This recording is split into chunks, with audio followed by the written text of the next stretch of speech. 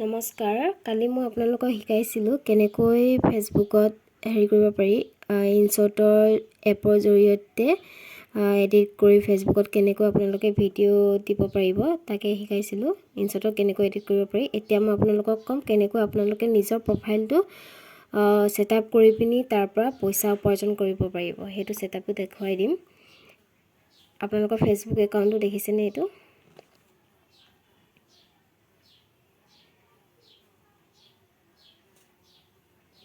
Facebook একাউণ্টটো এইটো হৈছে মোৰ একাউণ্ট। এইটো একাউণ্টটো টিপাৰ লগে লগে আপুনি কি কৰিব, এই থ্ৰী ডটছটোত যাব।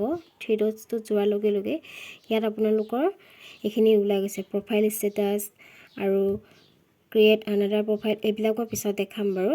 আপোনালোকে গৈ তলত ইয়াত যে আছে টাৰ্ণ অন প্ৰফেশ্যনেল মোড আছে, ইয়াত কি কৈছে, professional mode is not available when you are lock your profile. মানে কি কৈছে, মোৰ প্ৰফাইলটো যে লক কৰা আছে সেইকাৰণে মই এতিয়া কি কৰিব নোৱাৰোঁ।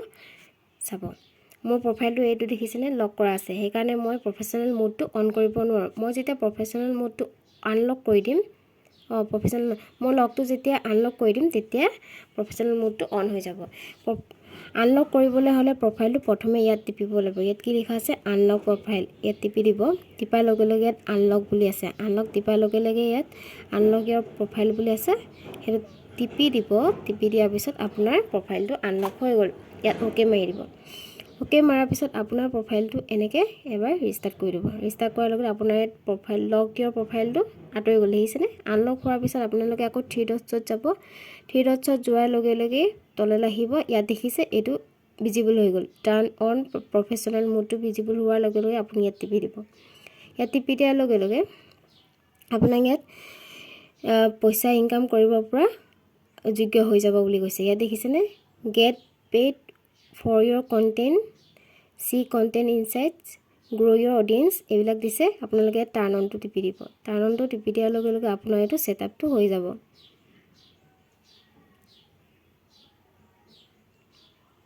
হ'লনে? তাৰপৰা আপোনালোকে এইটো নেক্সট কৰি টিপি গৈ থাকিব। তাৰপৰা এইডোখৰত আপোনালোকে এইটো পাব্লিক কৰি দিব। পাব্লিকৰ পৰা আকৌ নেক্সট টিপি দিব। নেক্সট টিপাৰ লগে লগে আকৌ কনফাৰ্ম কৰি দিব। কনফাৰ্ম টিপাৰ লগে লগে আপোনাৰ একাউণ্টটো হৈ গ'ল। আকৌ নেক্সট দিব। নেক্সট কৰি গৈ থাকিব। এইবিলাক আপোনাক ইয়াত লিখিবলৈ কৈছে, আপোনাৰ বায়'টো লিখিবলৈ কৈছে। নহয়, এড ফ্ৰেম, মানে আপোনাৰ প্ৰফাইলটোত ফ্ৰেমটো দিব নেকি সুধিছে। আপোনাৰ স্কিপ কৰি দিব পাৰিব। এইটো দেখিছেনে, আপোনাৰ প্ৰফেশ্যনেল মোডটো অন হৈ গ'ল। এতিয়া আপুনি ইনকাম কৰিব পৰা হৈ গ'ল বুলি কৈছে। তাৰপিছতে আপুনি গ' টু প্ৰফেশ্যনেল ডেছবৰ্ডত টিপি দিব। টিপি দিয়াৰ লগে লগে আপোনাৰ উইকলি চেলেঞ্জ আহি যাব। দেখিছে, হৈ গ'ল। এতিয়া তাৰপিছত আপোনালোকে আকৌ নিজৰ চেনেলটোলৈ উভতি আহিব। এয়া বেক টিপিব। বেক টিপাৰ লগে লগে আপুনি চাব আপোনাৰ যিমান হেৰি আছিলে, ফ্ৰেণ্ড আছিলে, ফ্ৰেণ্ডবোৰ আপোনাৰ ফলোৱাৰ্ছলৈ ৰূপান্তৰিত হৈ গ'ল। আৰু আপুনি যাক ফ'ল' কৰিছে তাৰ সেইবিলাকত আহি গ'ল। দেখিছেনে? সেইটো welcome to professional mode, explore all the ways that you can use professional mode to make the most of your experience. এইবোৰ ভিউ গাইডটো চাব পাৰিব কেনেকৈ আছে, এইবিলাক দেখাই দিছে। চব হৈ গ'ল। আজিলৈ ইমানে। তাৰ পিছৰখিনি মই ভিডিঅ'ত দেখাই দিম বাৰু। ভাল লাগিলে লাইক আৰু কমেণ্ট কৰিব নিশ্চয়।